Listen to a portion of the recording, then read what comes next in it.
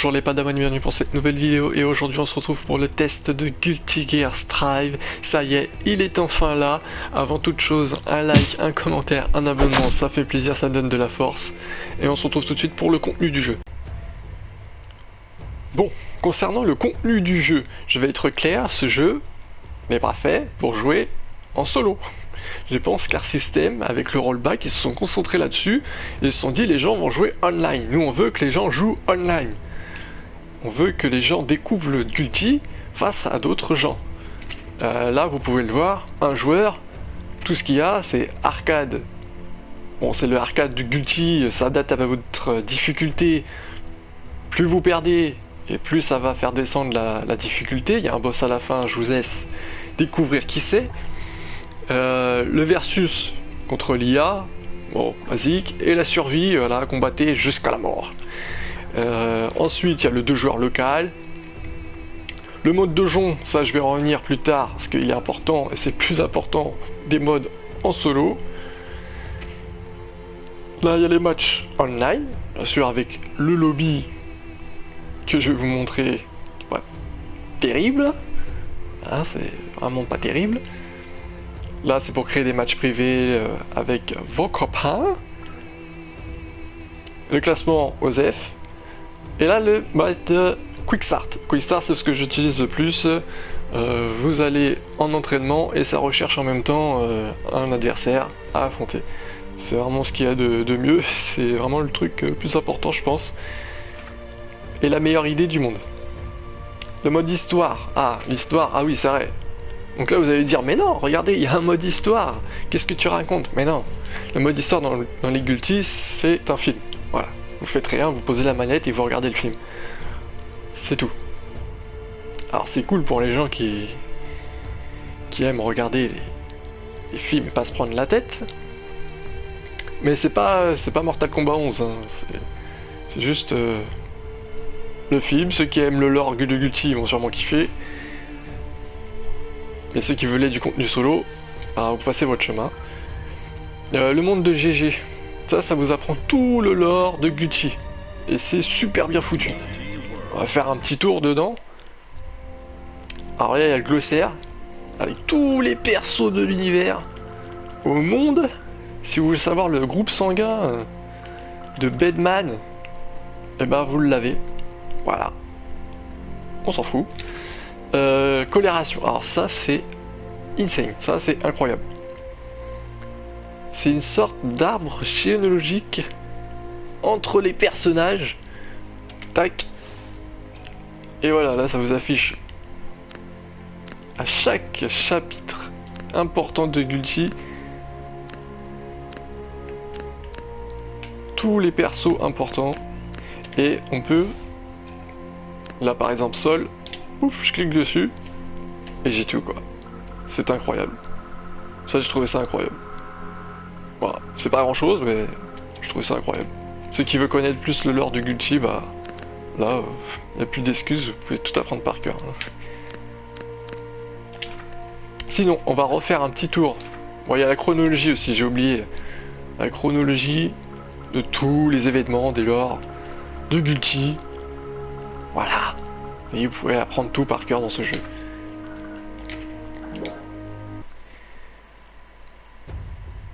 Ensuite, il y a le profil. Alors là, il y a les arcodes, vous pouvez modifier tout ce que vous voulez sur votre avatar. On s'en fout. Le mode collection. Là, vous avez vos rediffusions de tous vos matchs du monde entier. Donc c'est pas mal si vous voulez choper quelques match-up. La galerie que j'aime bien, vous pouvez voir des concept art, c'est vraiment sympa. Et aussi, le truc le plus cool, les musiques de Guilty. Alors les musiques de Guilty, il faut les débloquer en partant à la pêche. Et ça coûte un certain prix. Et on obtient des prix en jouant en ranked, en ligne. En faisant des missions aussi, j'ai eu pas mal d'argent en faisant des missions. Donc ensuite on part à la pêche et on pêche soit de la custom, soit des concept art, soit les musiques. Et les musiques, bien sûr, on peut les avoir en combat. Donc c'est super cool, là, vous avez tous les musiques des Gucci, je pense pas qu'il y ait tout. Mais on a une bonne partie. Et vous avez aussi les trailers. Oh, ils ont mis les trailers. Je sais pas pourquoi. Et ils se font des kiffs bizarres. Voilà. Donc, comme vous pouvez le voir, niveau contenu solo, c'est très pauvre. C'est très pauvre. Le jeu a été pensé pour jouer online, vraiment. Et du coup, le meilleur mode solo que je vais vous montrer, c'est le mode mission. C'est le meilleur mode solo, en fait. Et l'entraînement, bien sûr, qui est très bien fait, le plus important des jeux de combat. Mais le mode mission est très bien fait. Donc là, comme vous pouvez le voir, je suis dans le mode mission. Et dans le mode mission, il y a des difficultés. Alors, 1 étoile, 2 étoiles, et ainsi de suite. Et dans chaque zone, une étoile, vous avez toutes les choses basiques à apprendre. Tac, tac, tac, tac. Et petit à petit, ça va en profondeur, et ça va vraiment... Là, j'en ai testé quelques-unes pour voir ce qu'il y avait, et ça va vraiment très loin. Et je pense que là, vous avez vraiment aucune excuse pour les joueurs débutants. Si vous faites tout, mais vous allez tout savoir sur le jeu, et ça va vous apprendre plein de choses. Et ça, vous pourrez le retranscrire sur tous les jeux de combat par la suite. Mais vraiment, à part bien sûr les choses spécifiques à Guilty, comme le Roman Cancel, etc. Mais vraiment, ça s'applique à tous les jeux de combat. Vous faites ça, vous avez plus d'excuses. Ça fait maintenant, je sais pas combien d'années où les développeurs de jeux de combat ciblent des gens un peu plus casus, on va dire débutants, dans les jeux de combat, pour qu'ils soient accessibles, pour que ces jeux de combat deviennent accessibles à tout le monde. Et là, il y a vraiment plus d'excuses, quoi. C'est pas difficile d'aller dans le mode mission et faire les modes mission une par une. Et une fois que vous faites ça, vous allez apprendre, ça va être, votre progrès va être exponentiel. Là, il y a vraiment tout. Et ce qui va me permettre d'enchaîner avec le mode training. On va parler de 2-3 trucs. Donc là, je suis en training. Donc le jeu a tout, c'est super. Hein, il a le rollback, il a un super netcode. Ils ont pensé au mode mission avec tout ce qu'il fallait pour approfondir le jeu. Il y a... Attention, liste des commandes. Vous avez... Oh, la vidéo de la liste des commandes. Vous pouvez voir les coups comme ils s'affichent avec des petites mentions. Genre, cette attaque est invincible, tout ça, nanana. Sauf qu'il manque un truc ultra important. Où est la frame data? Voilà, c'est le petit point que je mettrais sur ce mode training. Où est la frame data? Vous avez tout fait bien, Arxist. Enfin, tout fait bien. Fait le plus gros avec le rollback, etc. Et là, vous mettez pas ce frame data. Qu'est-ce qui se passe? Pourtant, dans Grand Blue, on avait au moins le truc avec les couleurs, là. Et dans Dragon Ball, ils l'ont rajouté par la suite. Bon, je pense qu'elle sera rajoutée, hein, mais ça aurait été bien de l'avoir Day One, quoi. C'est un peu dommage. Bon, sinon, le mode training est vraiment correct, hein. Il y a tout ce qu'il faut, voilà. Vous pouvez tout changer. Carte totale, posture, il y a tout comme d'hab, vous pouvez enregistrer, etc. Il y a même le truc avec les murs, là, voilà, les murs. Alors ça, j'aimerais en parler, ça me fait penser à parler du gameplay. Maintenant, j'aimerais parler un peu plus du gameplay du jeu. Et la première chose qui vient à l'esprit, c'est la mécanique du mur. Le mur qui se casse, qui fait pas mal polémique. Je vous assiste à aller voir Alioun sur Twitter qui en parle beaucoup et qui n'apprécie pas du tout cette mécanique. C'est vrai que c'est pas terrible, enfin, bah, c'est vrai que c'est pas terrible. J'allais dire, étant fan des jeux un peu plus neutrales, moi j'aime bien, parce que ça nous permet de remettre dans le neutral. Mais dans un sens, j'aimerais aussi garder mon adversaire dans le coin, quoi. Et pour ça, il n'y a pas... On sait pas vraiment, des fois ça va mettre l'adversaire sur le mur, ça va le wall splat là. Mais en vrai on sait pas vraiment. Alors il y a des mecs qui disent ouais mais tu commences ton combo avec à mi-distance avec un heavy, tu vas après faire un heavy slash et ensuite avec un mid smash, nanana. Je suis en mode oh là là, ils sont fous quoi, ils sont fous. Pourquoi ils ont pas fait comme Injustice en mode sur un bouton, genre par exemple le Roman Cancel, boum, ça casse le mur et puis voilà, comme ça t'as le choix, soit tu mets ton adversaire au sol sur un hard knockdown et tu continues ton setup après, soit tu casses le mur pour avoir plus de dégâts et tu remets dans le neutral et puis voilà. Je trouve cette mécanique du mur, voilà, c'est un peu bizarre de la part d'Arc System d'avoir fait un truc comme ça. Je dirais que c'est un peu hasardeux. C'est un peu étrange. Donc là ça n'a pas cassé, mais je crois que c'est parce que j'ai pas continué. J'ai commencé trop tôt. Voilà. Et là boum. Voilà, bon après tu gagnes un positif bonus au niveau des tensions. Et c'est vraiment conséquent, hein, la barre elle monte vraiment très vite. Et en fait cette mécanique du mur ça limite pas mal les combos en fait dans le coin quoi. Et c'est ça qui est un peu frustrant. Sinon, autre mécanique sur laquelle je voulais revenir, c'est les Roman Cancel. Alors le Roman Cancel bleu là, je pense qu'en ce moment il est un peu sous-utilisé. Tous les matchs que j'ai vus, j'en ai pas vu beaucoup. Et je pense que par la suite, il va devenir très important car il ralentit l'adversaire comme ça. Et il y a moyen d'avoir des combos peut-être un peu plus sexy. Donc bien sûr, moi j'en connais pas. Mais je suis sûr que par la suite, ça sera pas mal utilisé. Mais le problème, c'est la barre de tension. Je trouve qu'on en a pas assez. Les Roman Cancel, ils sont super intéressants. Ils t'offrent pas mal de possibilités, vraiment énormes. Mais je trouve que dans un match, on n'a pas assez de tension pour pouvoir utiliser cette mécanique de Roman Cancel à son maximum. Et c'est vraiment frustrant des fois. Après c'est pas dramatique, mais c'est un peu frustrant, c'est un peu dommage. Le jeu en soi il reste assez fun. Mais on sent qu'ils ont voulu vraiment... Il faut la jouer neutrale les gars, tu vois. C'est en mode les gros combos et les pressings infinis, c'est fini ça. Autre mécanique sur laquelle je voulais revenir, c'est le burst. Le burst, pareil, il te force à revenir sur le neutral à chaque fois. Alors je sais qu'il y a le mind game, genre on peut bait, ça veut dire on attend que le gars il burst et on le punit derrière. Mais moi je suis pas fan de ça. Moi je suis vraiment pas fan de tout ce qui est burst. Je me dis, si j'ouvre mon adversaire, je veux pouvoir faire mon combo jusqu'à la fin. Il s'est fait ouvrir, basta. Je veux pas que le mec il burst. Moi il y a combien de matchs? Ouais, tous les matchs que j'ai fait durant la bêta et jusqu'à présent aujourd'hui, j'en ai fait énormément quand même. Et à chaque fois, je pouvais revenir dans le match grâce à un certain combo. Je l'ai raté, mais c'est le genre de combo qui peut faire gros dégâts.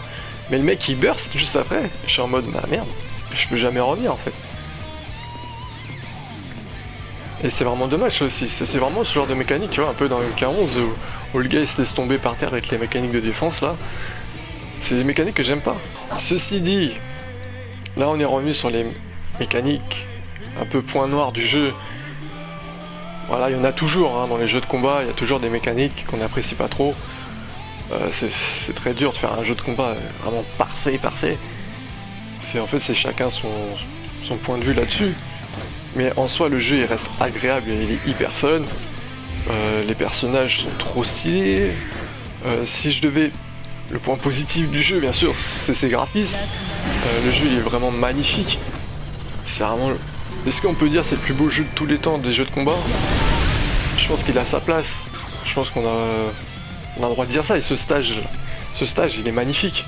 Il est vraiment super beau. L'autre côté là, c'est l'autre côté que je kiffe. Allez dégage. Voilà, cette zone là elle est superbe. Franchement c'est magnifique. Et ouais, comme je disais, le jeu il reste fun. les personnages sont super stylés, et en soi ça reste quand même du Guilty, même s'ils ont nerfé pas mal de choses entre guillemets, notamment pas mal de personnages, ça je vais en venir après, faire un petit dossier là-dessus là. Mais si on prend le jeu en soi, ça reste un jeu super fun, super beau, avec le rollback, un gameplay dynamique, et des personnages super classe. Avec une OST aussi incroyable. Pour moi, les Guilty c'est la meilleure OST du monde au niveau jeu de combat, avec Killer Instinct. Moi sur ma playlist il y a du Guilty, donc voilà, je kiffe. Et je prends du plaisir sur le jeu en général. Maintenant j'aimerais revenir sur le roster du jeu et vous montrer 2-3 trucs. Qui est un peu dommage aussi.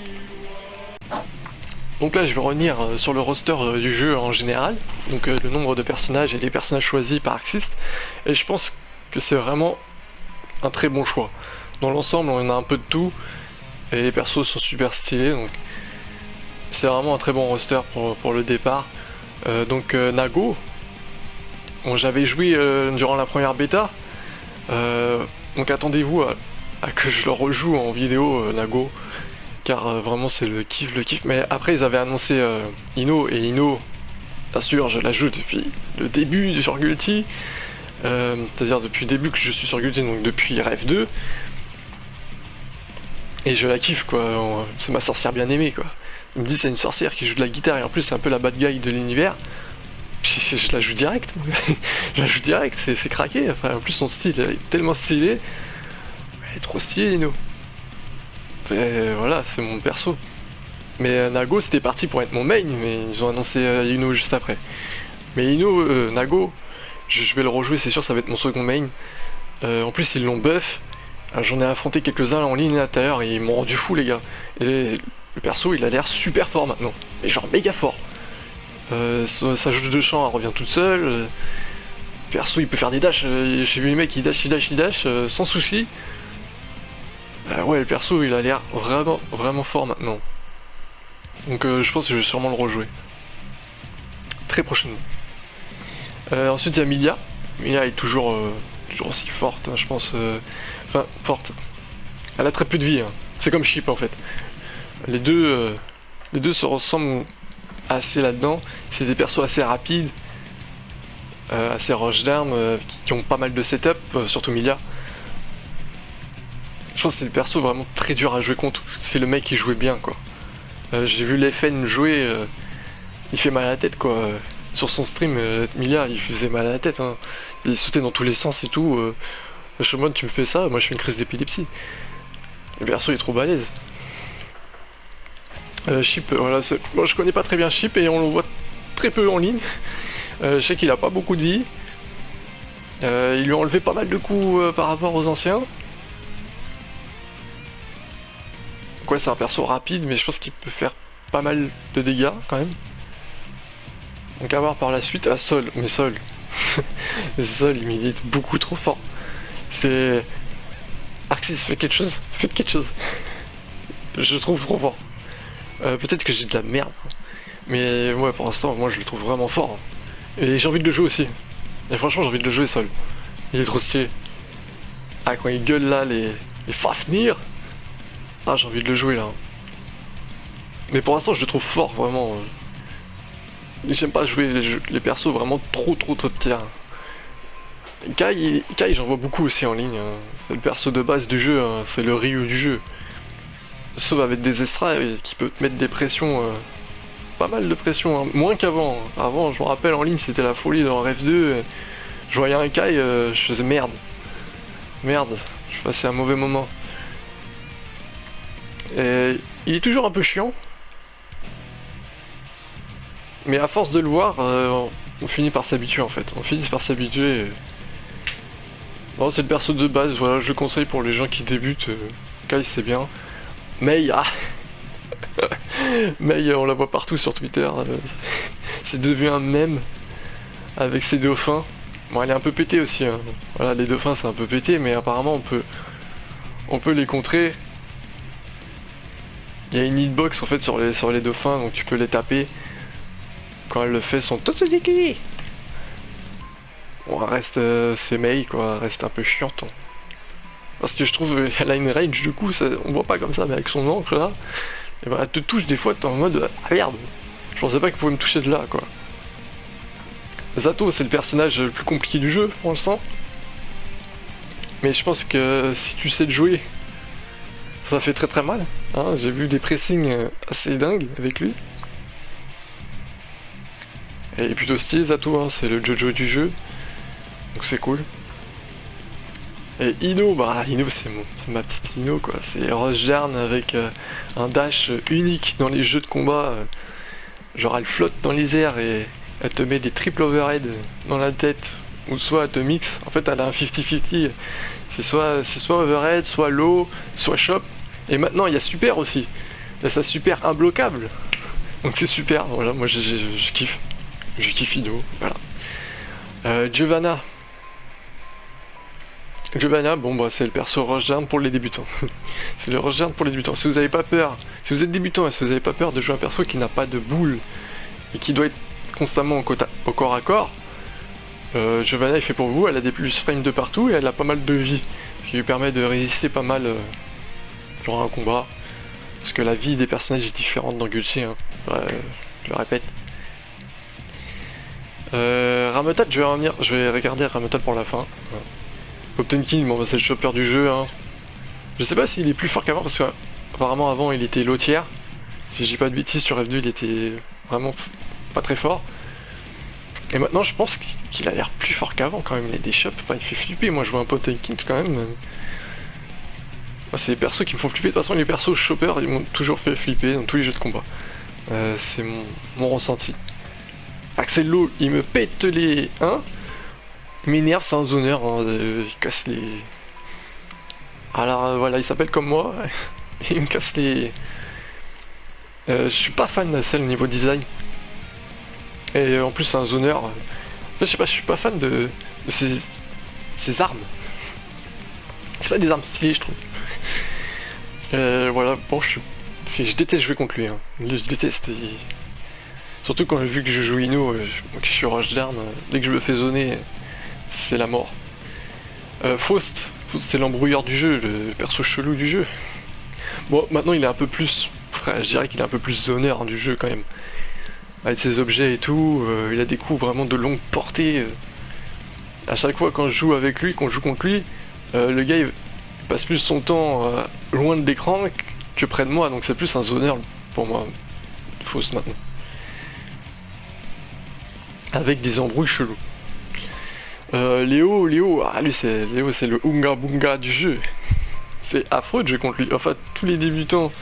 Enfin, sur F2 c'était vraiment affreux. Là je trouve que c'est un peu mieux quand même. Là tous les débutants, si vous allez tomber sur un bon Léo, vous allez devenir fou. C'est juste... Il va vous mixer à l'infini en fait. C'est très dur de jouer contre Léo quand on est débutant. Surtout ne mâchez pas les boutons quoi. Faites attention face à Léo, apprenez à jouer face à Léo. Mais en fait ce que je vous conseillerais c'est d'apprendre à jouer contre les persos que vous voyez le plus en ligne au début. Donc les persos qu'on voit le plus en ligne pour le moment c'est Sol, Kai, Nago et Giovanna, je dirais. C'est les persos que j'ai vu le plus.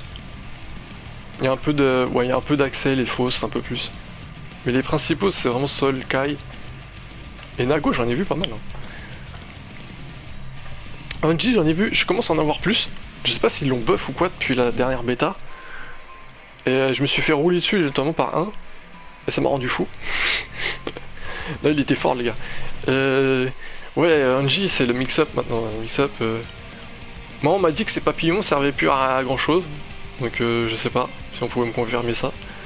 Mais par contre, ouais sinon il te mixe plutôt bien. Et j'ai gardé Rametal pour la fin parce que je vais vous montrer 2-3 trucs par rapport à Rev 2 et par rapport au nerf des personnages entre guillemets. Oh là là cette musique. Rametal. Donc Rametal, je voulais revenir dessus parce que le changement est quand même assez énorme comparé à Rev 2. C'était un perso que je kiffais voir jouer. En fait, parce qu'il est... Rametal, c'est un perso très technique dans Rev 2, vraiment extrêmement technique. Moi, les mecs qui jouaient à Rametal, je leur disais respect.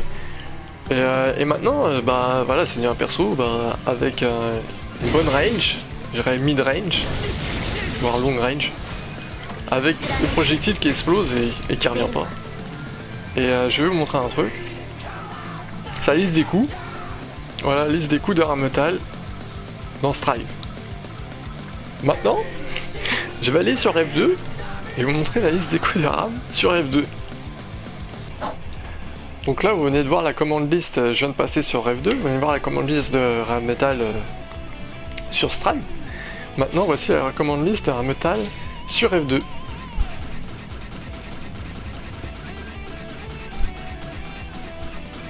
Voilà, c'est quand même énorme, hein, la différence. Vous voyez tout ce qui est possible de faire avec RAM. Et ça c'est rien. Hein. Parce que avant, tac, à poser ses épées, elle les lançait pas juste et puis elles explosaient. Non, avant elle les lançait et vous les contrôliez de loin comme ça. Alors je sais plus c'est quel move.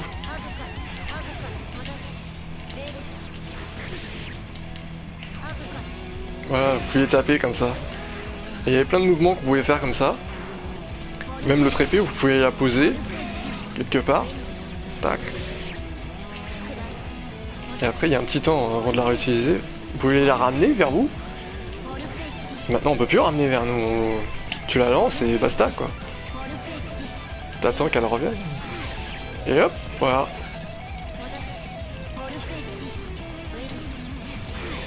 C'est dommage, hein, un nerf pareil quand même. Un personnage aussi stylé. Pour au final ne plus l'utiliser, quoi. Parce que là, c'est carrément un nouveau perso dans Strive. Hein. C'est plus la même RAM. Hein. Et les joueurs pros de RAM, quand t'allais voir jouer, c'était magnifique, quoi. C'est magnifique. Donc là, vous pouvez voir quand même la différence entre les deux jeux, pour ceux qui ne savent pas, et je peux comprendre quand même certains joueurs de rêve, quand ils voient leur perso se changer comme ça, ça fait mal aux fesses quand même. Ça fait un peu mal aux fesses. Alors comme vous voyez, je suis dans les lobbies. Les lobbies qui font un peu polémique. Ils sont parfois très critiqués, on va dire, de façon pas très gentille, mais moi je les trouve, on va dire, corrects, mais pas très fonctionnels. Voilà, c'est un peu bizarre au début quand on voit les pixel art comme ça, par rapport au style du jeu. C'est un peu étrange. Ils sont pas très fonctionnels dans le sens, après les combats, et ben ça te stocke dans l'animation, en fait t'es bloqué dans l'anime. Le perso est bloqué dans l'anime et tu peux plus bouger et du coup tu dois attendre un certain temps, genre quelques secondes. Mais voilà, tu veux rebouger pour pouvoir aller recombattre, nous ce qu'on veut c'est jouer, quoi. C'est pour ça que moi je vais en quick match, et quick match tu te mets en training et t'attends ton adversaire. Le problème c'est que des fois, alors ça arrive pas tout le temps, mais des fois ça me quitte du training et ça me fout dans le lobby. Bon ça des fois voilà, il y a un petit bug là-dessus, c'est un peu chiant. Sinon parfois ça te quitte carrément du jeu, ça te remet à l'écran titre. Et t'es obligé de te reconnecter sur le serveur qui prend une plombe, ça j'ai pas souligné mais je vais le mettre dans la vidéo. Mais ça prend vraiment une plombe, genre ça prend 3 minutes au moins, des fois, à se connecter au serveur. Alors j'espère que ça va fixer aussi par la suite ça, mais c'est un peu chiant. Donc si je devais résumer un peu le jeu, mettant de côté un peu Révélateur 2 et prenant le jeu pour ce qu'il est, c'est-à-dire un bon jeu neutral avec de sublimes graphismes du jamais vu dans un jeu de combat vraiment magnifique, au top du top des graphismes, plus un gameplay plus neutral, vraiment fun avec des persos dynamiques, avec un gameplay dynamique quand même. Ça reste du Gucci, ça reste quand même assez dynamique, hein. Dynamique, agréable. Parfois, même, au début, on a même du mal à s'habituer à ce dynamisme qui fait bizarre. L'impression que les persos ils sont sous stéroïdes là. Ils se bougent dans tous les sens, les mecs et tout. Non, mais en fait, c'est juste les joueurs qui mâchent dans tous les sens. Mais ouais, c'est tellement dynamique qu'on en perd un peu les moyens, quoi. Même moi, j'ai tendance à mâcher au début. Sinon ça reste un très bon jeu, l'OST est excellente, les persos sont ultra stylés et... Bon, ils sont moins complets qu'avant, mais ils restent assez complets quand même. Par exemple, Ino, elle reste assez complète quoi, et elle change pas trop d'avant. Elle a perdu des trucs, mais elle change pas trop, c'est pas Ramental. En soi, la plupart des persos ne sont pas trop changé à part Ram, où c'est vraiment significatif quoi. Donc une ESC au top, graphisme au top, un online, genre c'est le meilleur netcode que j'ai jamais vu, hein. Moi perso c'est le meilleur netcode au monde, j'ai jamais eu, à part les petits soucis où parfois ça déconnecte. Bon, j'espère que ça sera réglé par la suite, hein, je l'espère. L'absence de frame data, et les petits points noirs aussi que j'ai mis concernant au niveau gameplay, mais ça peut être subjectif, hein, c'est à vous de voir là-dessus. Sinon il y avait quoi, le manque de frame data. Il faut la frame data absolument, vraiment j'en ai marre d'aller voir sur internet sur des sites obscurs là, pour voir des chiffres dans tous les sens en plus. Genre les frame data, je pense celle de Virtua Fighter dernièrement elle est juste ultra bien faite quoi. Celle de Tekken, mais bon celle de Tekken il faut payer, hein, ça c'est un peu dégueulasse. J'adore Tekken mais ça c'est dégueulasse. Hein.